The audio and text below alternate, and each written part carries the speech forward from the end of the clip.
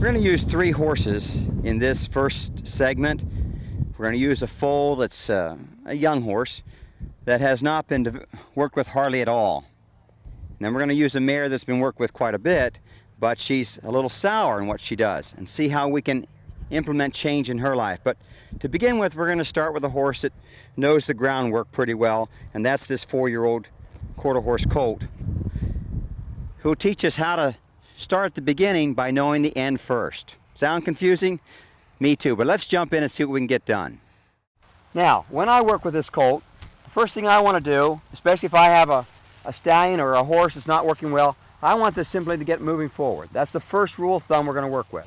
We're going to work with it here today. We're going to work with it all along the way, and that is simply I want forward motion. How do I get that? Well, you'll see in the foal that I work later. First of all, right now, all I'm doing is opening my chest with this horse. So he walks forward. That's not too hard to do.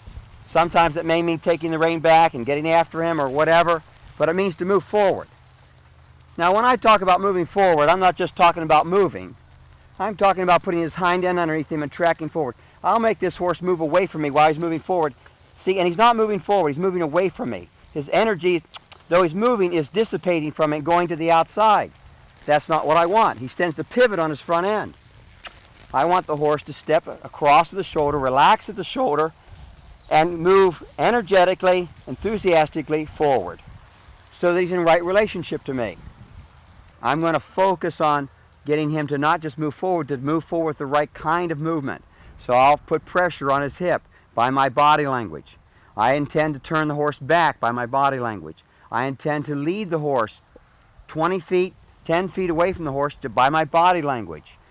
So that when I work with a horse from 2 feet or 18 inches or whatever, he still responds to body language instead of being in control by a lead rope or by pressure or by dominating. So we begin to focus by putting our attention on his hip and moving forward. He starts to turn his eye to me. I release pressure when I get him to turn. When he watches his eye, with his eye, now he's going to speed up because he's going to be nervous. I'm just going to stay at his shoulder, not to encourage him to speed up. When he slows down and takes his attention off of me, I quickly recapture his attention to keep his focus on me. That's what it's going to take to build maturity in this colt, is consistent concentration. Now, I know that this is not the way you're going to lead a finished horse, but it's the process in which you begin to lead a young horse. Just like you work 2-year-olds a little different, you ride 2-year-olds a little different than you do a finished horse. Why? Because they need more space, more openness, less restraint on the head, more connection with the hips.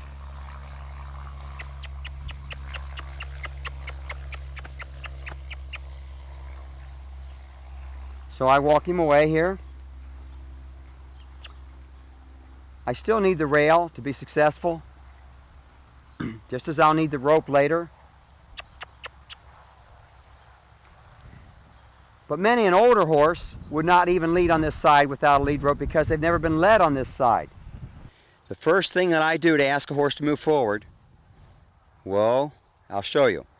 First thing is the request, the asking. I do that with my body language. Even when we're riding a horse, the first thing we do to open a horse, movement for the horse is to open our chest, to ask him to move forward before we squeeze with the legs, before we cluck. So I open my body, and then I tell with my voice. I don't pull with the rope, I point. And then I raise my hand for the command, or have to tap him if necessary. Whoa. So my response comes with a request. He begins to hear and respond. Now, we've not done any outside turns yet. That's the very most I've done to an outside turn right there. I'll explain that in our next presentation.